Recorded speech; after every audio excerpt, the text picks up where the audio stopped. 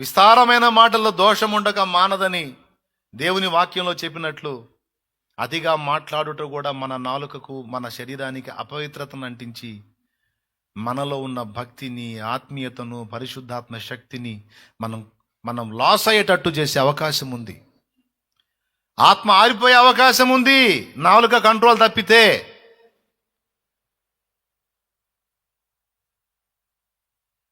నాలుక కంట్రోల్ తప్పి పలకాల్సిన ప్రవచన వాక్కులు పలకకుండా, పలకకూడని పనికి మాలిన మాటలు పలకటం వలన ఆత్మ ఆరిపోయే అవకాశం ఉంది. అది తెసలోనిక పత్రిక చెప్తుంది. తెసలోనికలోకి రాసిన మొదటి పత్రిక 5వ అధ్యాయములో, జల్ది చూడు,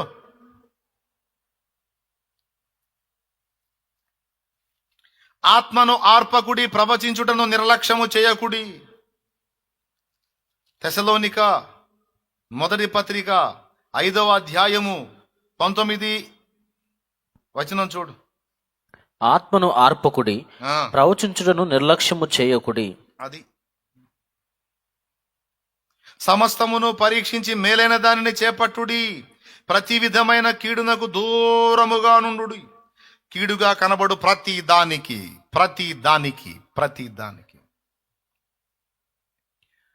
భాషలో మనకు అదుపు లేకపోతే, నోరు మన కంట్రోల్ తప్పితే దేవుని ఆత్మ మనల్ని విసర్జించే అవకాశం ఉంది.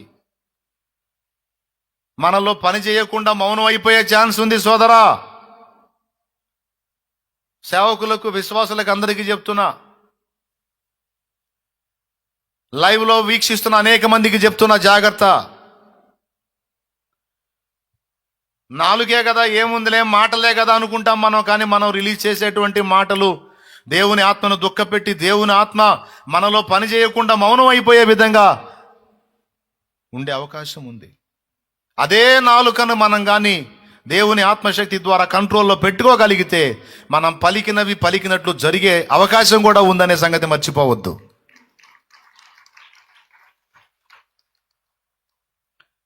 పేతుర్ని చూడండి, పౌలుని చూడండి, నాటి భక్తుల్ని చూడండి, పాత నిబంధన ప్రవక్తలను చూడండి, యేసయ్యను చూడండి. ఏది పలికితే అది జరిగింది. ఎలా జరిగింది? అది ఎలా సాధ్యమైందంటే వాళ్ళ నాలుక వాళ్ళ అదుపులో ఉంది. అసలు అదొక పనిగా పెట్టుకొని జాగ్రత్త పడ్డారు. ఒక చిన్న పొరపాటు కూడా నాలుక నుండి మాట్లాడకుండా వాళ్ళు జాగ్రత్త తీసుకున్నారు. ఇది వాస్తవం. ఒక్కసారి నోరు జారాడు మోషే, ఆపేశాడు దేవుడు. మర్చిపోయారా సంగతి? ఒక్కసారి నోరు జారాడు, ఆపేశాడు దేవుడు. ద్రోహులారా వినుడి, మేము మీ కొరకు నీళ్లు రప్పింపవలెనా? సంఖ్యాకాండములో, ద్రోహులారా వినుడి, మేము మీ కొరకు నీళ్లు రప్పింపవలెనా అని వాళ్ళని ద్రోహులారా అని పలికి, మేము మీ కొరకు నీళ్లు రప్పింపవలెనా అని పలికి, కర్ర తీసుకొని 2 మార్లు రాయిని కొట్టినందుకు, బండను కొట్టినందుకు, ఇశ్రాయేలు సర్వ సమాజం ఎదుట నీవు నా పరిశుద్ధతను సన్మానించలేదు గనుక నువ్వు అహరోను వాగ్దత్త దేశంలోకి అడుగు పెట్టడానికి లేదబ్బాయి అని చెప్పేశాడు దేవుడు. నోరు అదుపు తప్పినందుకు పరిశుద్ధతను సన్మానించలేదట. దేవుని పరిశుద్ధత ఎవరు? క్రీస్తు. దైవ ప్రజలెవరు? దేవుని భార్య, ఇశ్రాయేలు సర్వ సమాజము, దేవుని పట్టమహిషి. ఈరోజు యేసయ్యని తిట్టినోడికి ఎంత శిక్ష ఉందో, యేసయ్య సంఘాన్ని తిట్టినోడికి కూడా అంతే శిక్ష. ఆయనలో ఒక భాగం, ఆయనలో అర్ధభాగం సంఘం యేసయ్య శరీరం. అందుకే నేను చాలాసార్లు చెప్తా, ఎవడన్నా నేను తిడితే ఏం భయపడొద్దు, వాడికి సావు మూడింది, ప్రశాంతంగా ఉండమని చెప్పేది. అందుకే వాడు అనవసరంగా గల్లించుకున్నాడు, దేవుణ్ణే గల్లించుకున్నాడు. వాడు నిన్ను తిట్టి వాడు దేవుణ్ణి గల్లించుకున్నాడు. వాడి కర్మ కాలిద్ది. వాడు మారనన్నా మారా, లేదా తనులన్నా పడితే వాడికి కావాలంటే నువ్వు తర్వాత చూస్తావని చెప్తాను నేను. అందుకే ఊరుకోడాయన. నా పరిశుద్ధతను సన్మానించలేదు అంటే దేవుని పరిశుద్ధత ఉన్నది ఎవరు? క్రీస్తు. ఆ బండ క్రీస్తే. మాట్లాడవయ్యా అంటే ఈయన 2 సార్లు కొట్టాడు.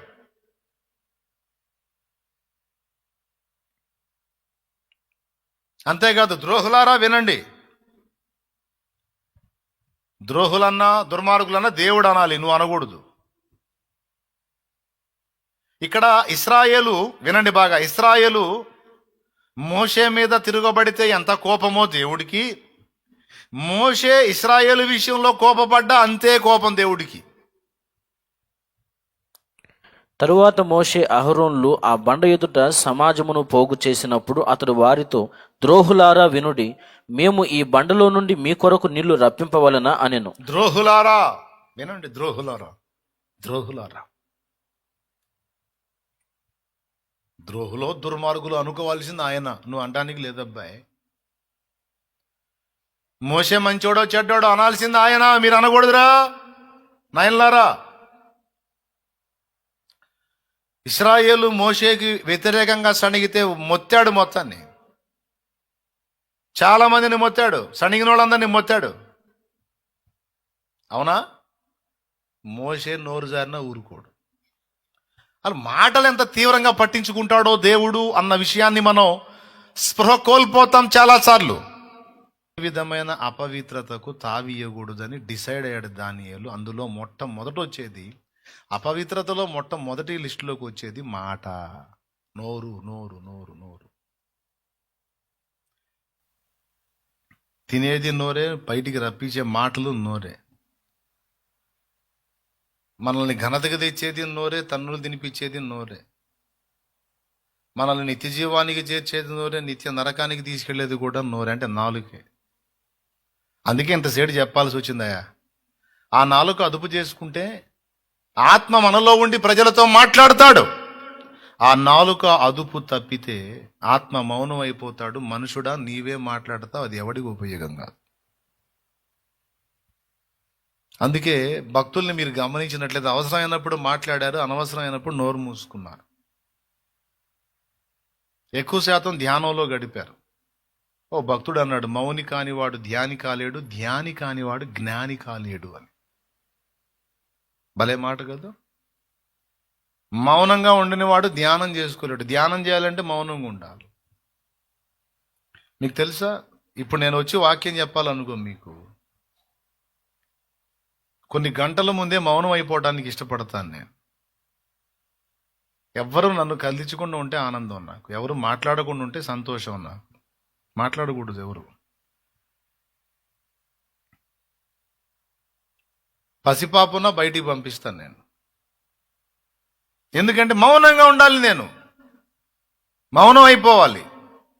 ఎందుకు మౌనం అయిపోవాలంటే, నేను ఎంత మౌనం అవుతానో మాట విషయంలోనే కాదు, నా హృదయం విషయంలో ఎంత నిమ్మళం అవుతానో, ఆ నిమ్మళంలో నుంచే దేవుని స్వరం వినపడేది. ఈరోజు ఏం చెప్పాలో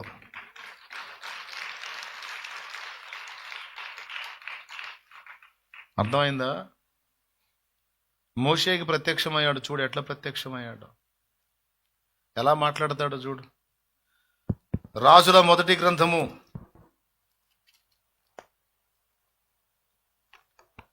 19వ అధ్యాయము, రాజుల మొదటి గ్రంథము 19వ అధ్యాయము 9వ వచనం నుంచి చూడు. అచ్చట ఉన్న యొక్క గుహలో చేరి బస చేశాడు ఏలియా.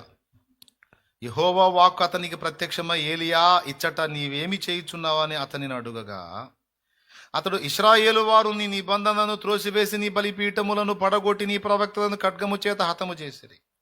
సైన్యములకు అధిపతియు దేవుడు నగు యెహోవా కొరకు మహారోషము గలవాడనై నేను ఒక్కడను మాత్రమే మిగిలి ఉండగా వారు నా ప్రాణమును కూడా తీసివేయుటకై చూచుచున్నారని మనవి చేసెను. అందుకు ఆయన అన్నాడు, నీవు పోయి పర్వతం మీద యెహోవా సముఖమందు నిలిచి ఉండుమని సెలవిచ్చెను. బాగా వినండి, తర్వాత చూడు. అంతటా యెహోవా ఆ వైపున సంచరింపగా మొదటి విషయాన్ని మీరు గమనించాలి. అంతటా యెహోవా ఆ వైపున సంచరించగా బలమైన పెనుగాలి లేచెను. ఫస్ట్ ఏమొచ్చింది? బలమైన పెనుగాలు వచ్చింది. యెహోవా భయమునకు పర్వతములు బ్రద్దలాయను, శిలలు చిన్నాభిన్నములాయను గాని యెహోవా ఆ గాలి దెబ్బ యందు ప్రత్యక్షము కాలేదు. ఓకే, ఆయన సంచరిస్తే ఆ ప్రాంతానికి ఆయన వస్తే పెనుగాలి వచ్చిందట. బండలు బద్దలైపోయి, రాళ్ళు శిలలు చిన్నాభిన్నాలు అయిపోయాడు. ఉంచవై స్క్రీను, తీయకురా నాయన, నేను చెప్పినప్పుడు దిద్దు కానీ.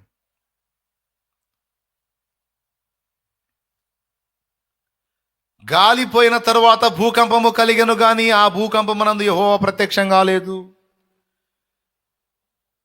గాలి శబ్దాలు చేసింది, భూకంపం శబ్దాలు చేసింది, ఈ సౌండ్ల మధ్య దేవుడు ప్రత్యక్షం కాలేదు. తర్వాత చదువు. ఆ భూకంపమైన తరువాత మెరుపు పుట్టెను గాని మెరుపు కూడా సప్పుడే. మెరుపు పుట్టెను గాని ఆ మెరుపునందు యెహోవా ప్రత్యక్షం కాలేదు. మెరుపు ఆగిపోగా మిక్కిలి మిక్కిలి నిమ్మళముగా మాట్లాడు ఒక స్వరము వినబడెను. అది 3 రకాలు చెప్పాడు అక్కడ. మొట్టమొదటిది పెనుగాలి. బండలు బద్దలైన, శిలలు చిన్న భిన్నాలైన, గందరగోళం అయిపోయింది. సౌండ్ వినపడలా, దేవుని వాయిస్ వినపడలా. తర్వాత భూకంపం కలిగి అన్ని కదిలిపోయి సౌండ్ వచ్చింది, అయినా ఆయన స్వరం వినబడలా. మూడవది మెరుపు మెరిసింది.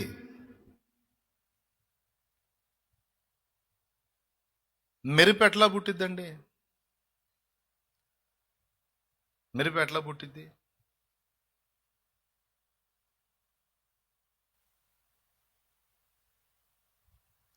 ఇప్పుడు మేఘాలు ఉంటాయి కదా, వాటర్ని తీసుకెళ్లే మేఘాలు. మేఘానికి మేఘం ఢీకొన్నప్పుడు విద్యుత్తు పుడుతుంది. ఆ విద్యుత్తు వెలుగు, అది మెరుపు. మీరు గమనించాలి, వర్షం పడేటప్పుడు అబ్జర్వ్ చేయండి. ఫస్ట్ మెరుపు మెరిసింది అంటే తర్వాత సౌండ్ వచ్చింది. శబ్ద వేగం ఎక్కువ, కాంతి వేగం ఎక్కువ అంటే కాంతి వేగం ఎక్కువ.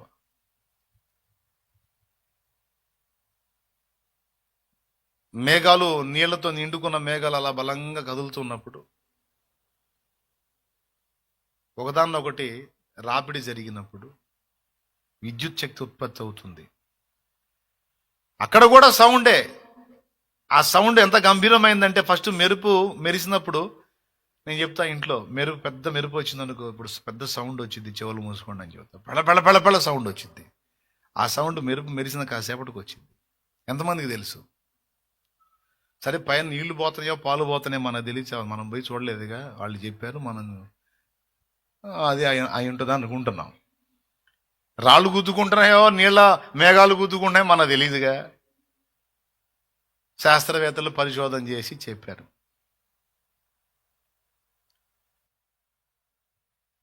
అయితే ఇక్కడ గమనించాల్సింది ఏంటంటే అది కూడా శబ్దమే. ఆ శబ్దంలో కూడా దైవస్వరం వినబడలా. అవన్నీ అణిగిన తర్వాత, అవన్నీ ఆగిపోయిన తర్వాత చూడండి, మెరుపు ఆగిపోగా అవన్నీ అయిపోయిన తర్వాత మిక్కిలి నిమ్మళముగా మాట్లాడు ఒక స్వరము వినబడెను. ఏలియా దాని విని తన దుప్పటితో ముఖము కప్పుకొని బయలుదేరి గుహ వాకిట నిలిచెను. అంతలో ఏలియా, ఇచ్చట నీవేమి చేయుచున్నావని ఒకడు పలికిన మాట అతనికి వినబడెను.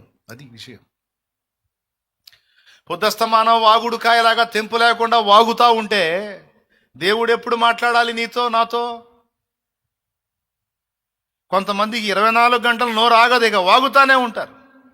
ఏడాడి చెత్తంతా వాగుతా ఉన్నప్పుడు ఇక దైవస్వరం ఎలా వినబడిద్ది? వినబడాలి. మౌని కావాలి. అన్యులను చూసి మనం కొన్ని నేర్చుకోవచ్చు. అన్యులను చూసి మౌన వ్రతం అని ఒకటి పెట్టుకుంటారు వాళ్ళు. మౌన వ్రతం అని. నీకు ఆ రోజు ఎవరితో మాట్లాడరు, ఎందుకంటే నాలుక అదుపు కోసం. అలాగే శాపవచనాలు తొందరపడి పలకరు. ఎవరన్నా కాని మాట పలికితే అమంగళం ప్రతిహతమగుగాక అంటారు. మంగళకరమైన వ్యాఖ్యలు చేయరా బాబు, మంగళకరమైన మాటలు మాట్లాడు, శుభకరమైన మాటలు మాట్లాడండి. ఏదైనా కీడు సంబంధమైన మాటలు మాట్లాడితే వెంటనే కోపడతారా? నా నోటికి దరిద్ర మాటలు తప్ప మంచి మాటలు రావా? వాళ్ళు అంటారు తథాస్తు దేవుడు, తథాస్తు దేవతలు ఉంటారు, వాళ్ళు తథాస్తు అంటారు, అలాగ అయిద్దని. తథాస్తు దేవతలు కాదు, దేవుడు. తథాస్తు అంటే అలా జరుగునుగాక అనేవాడు ఒకడే ఉన్నాడు. ఆయన పేరు ఆమెన్ అనువాడు. ఆమెన్ అనేవాడు ఒకడు ఉన్నాడు. మన పద్దాకల పనికిమాలిన మాటలు మాట్లాడుతుంటే ఆమెన్ అంటాడు. అయిపోయిద్దిరా బాబు, జాగ్రత్త. నాలుక వలన కూడా అపవిత్రత అంటిద్దన్నమాట.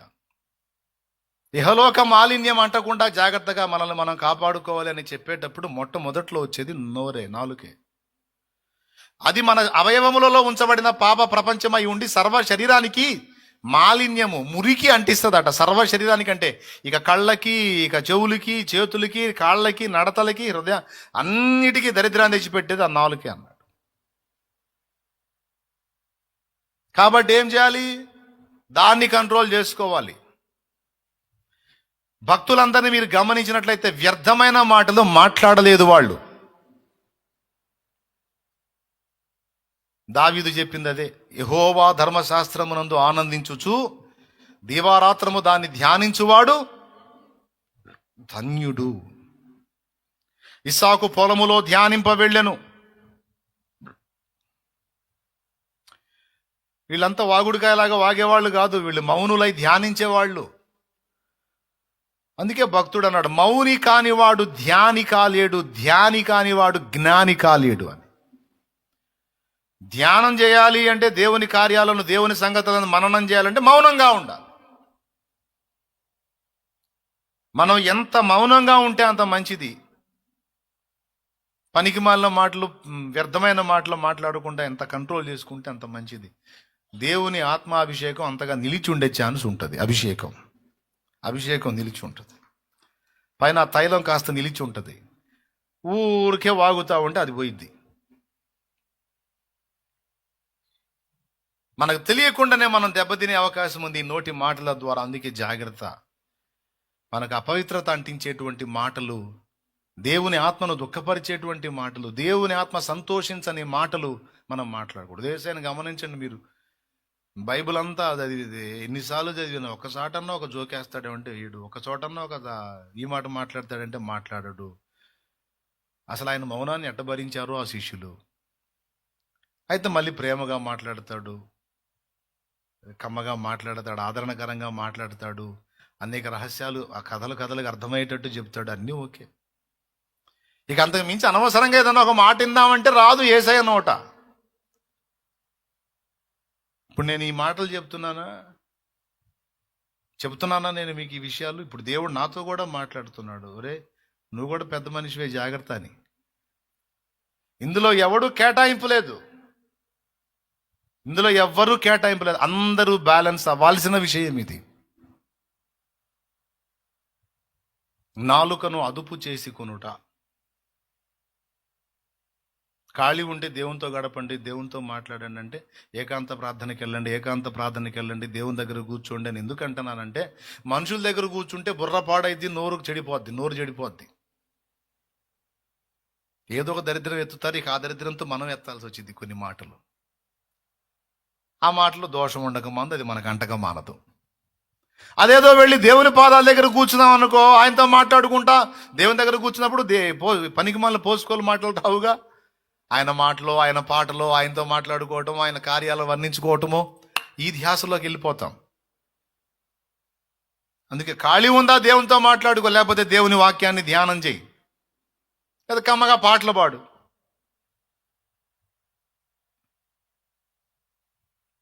మనల్ని అపవిత్రపరిచే దానిలో మొట్టమొదటిది ఏంటని చెప్పాను?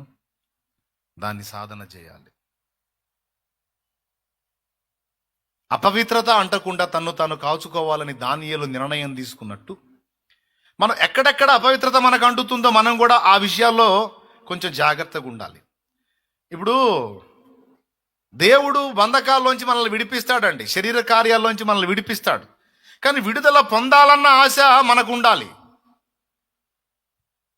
ఇప్పుడు తాగుబోతోండి తాగుళ్ళలోంచి బయటికి తీసుకొని రాలేడా దేవుడు? రాగలడా? రాలేడా అంటే, దేవుడు మనిషిని చేసినప్పుడే స్వేచ్ఛని ఇచ్చాడు. ఎవరిని బలవంత పెట్టాడు దేవుడు. బలవంతం పెడితే ఒక్క చిటికేస్తే తాగుబోతులందరూ వచ్చి కూర్చుంటారు. ఎవరిని బలవంతం పెట్టాడు దేవుడు. నా దగ్గరకు వచ్చిన త్రాగుబోతులతో కూడా నేను అదే చెప్తాను. ఒక్కొక్కసారి కొంతమంది తాగుబోతులు వస్తారు, వాళ్ళంతటా వాళ్ళే నాతో మాట్లాడతారు. ఈ దరిద్రం నాకు వదిలిపోవాలన్నా, నాకు వద్దన్నా ఈ దరిద్రం, దీన్ని మానుకోవాలన్నా చెప్పన్నా ఏం చేయాలో అని వస్తారు. ఎవరన్నా చెప్పారా? లేకపోతే నీ అంతటా నువ్వే వచ్చి నిర్ణయానికి వచ్చావంటే చెప్తాను, నా అంతటా నేనే నిర్ణయానికి వచ్చానన్నా, నాకు వద్దన్నా ఈ దరిద్రం అన్నవాడికి చెప్తాను నేను, ఒక 3 రోజులు దేవుని సన్నిధిలో ప్రార్థన చేసుకుని దేవునితోనే ఉండాయా, ఆటోమేటిక్గా నువ్వు గెలుస్తావు దాన్ని. ఎందుకంటే అసలు ముందు నీకు తీర్మానం వచ్చింది, ఈ తీర్మానం నీలో ఉంది. నువ్వు తాగుడు కాదు, ఇక దాని బాబునైనా జయించగలుగుతావు నువ్వు. దేవుడే ఆ శక్తిని నీకు ఉత్పత్తి చేస్తాడు. ఏ శరీర కార్యంలో నుంచైనా మనం బయట పడవచ్చు, దేవుడు పడవేయగలడు. అయితే బయట పడాలన్న ఆశ మనకు ఉండాలి. ఏ పరిస్థితిలో నుంచైనా దేవుడు మనల్ని బయట పడవేయగలడు. అయితే బయట పడాలి అన్న ఆరాటం మనకు ఉండాలి, ఆ తపన ఉండాలి. అప్పుడు తప్పకుండా నీకు కావలసిన శక్తిని విడుదల చేసి నేను తప్పకుండా దాన్ని జయించేటట్టు దేవుడు చేస్తాడు. దానికోసం మన కృషి, మన సాధన, మన పట్టుదల, మన వంతు ప్రయత్నం మనం కనపరిస్తే మన ఆసక్తిని చూసిన దేవుడు ఆయన శక్తిని విడుదల చేస్తాడు. అప్పుడు నీకు అప్పటిదాకా మల్లబడ్డ శోధనలన్నీ ఆటోమేటిక్ అధిగమించేస్తావు. నీకే వింత, అది ఎలా ఉండగలిగాను నేను? ఉండగలవు అంతే. అయితే నువ్వు అంతరంగంలో తీర్మానం చేయాలి, గట్టి తీర్మానం చేయాలి, ఏదైనా చేయిస్తావు. కాబట్టి నోరు, కన్ను, చెవి, చేతలు, నడతలు ఎక్కడెక్కడ అపవిత్రత అంటుతుంది, ఎక్కడ నేను తేడా పడుతున్నాను అనేది బ్యాలెన్స్ చేసుకుని అపవిత్రతకు దూరంగా నీ నాలుకని, నీ దేహాన్ని నువ్వు కాపాడుకోగలిగితే పౌలు చేతి వస్త్రాలే కాదు, నీ చేతి వస్త్రం తగిలినా దేవుడు కార్యం జరిగిద్ది అక్కడ. దేవుడు అలా చేయగలడు. ఆనాడు భక్తులు అడుగు పెడితేనే కార్యాలు కాదు, నీవు అడుగు పెట్టినా, నేను అడుగు పెట్టినా కార్యాలు జరుగుతాయి. వాళ్ళు పలికిన మాట నెరవేరటం కాదు, నీవు పలికిన మాటలు కూడా దైవ వాక్కులుగా నెరవేరిపోతాయి అంతే యేసునామంలో. అంతటి సాధన మనకు ఉండాలి. ఇప్పుడు దీనికోసం మళ్ళా రాజీ పడి బతకొద్దు ఒకటి. రెండవది, అలాగా ఎవడన్నా కంట్రోల్లో ఉంటే వాడిని చూసి నేను కంట్రోల్ అవుదాం అనుకోవద్దు. రాజీ పడ్డోళ్ళని చూడొద్దు, ఎవరన్నా అలాగైతే అవుదాం అనుకోవద్దు. అవసరమైతే నేను కంట్రోల్ అయి, నేను మౌనినై, నేను ధ్యానినై, దైవ జ్ఞానం స్వతంత్రించుకున్న వాడనై కార్యాలు నెరవేర్చిన తర్వాతి వాళ్ళకి సిగ్గు నేర్పాలి. మాదిరికరంగా నేను ఉండాలని నిర్ణయం నువ్వు చేయి.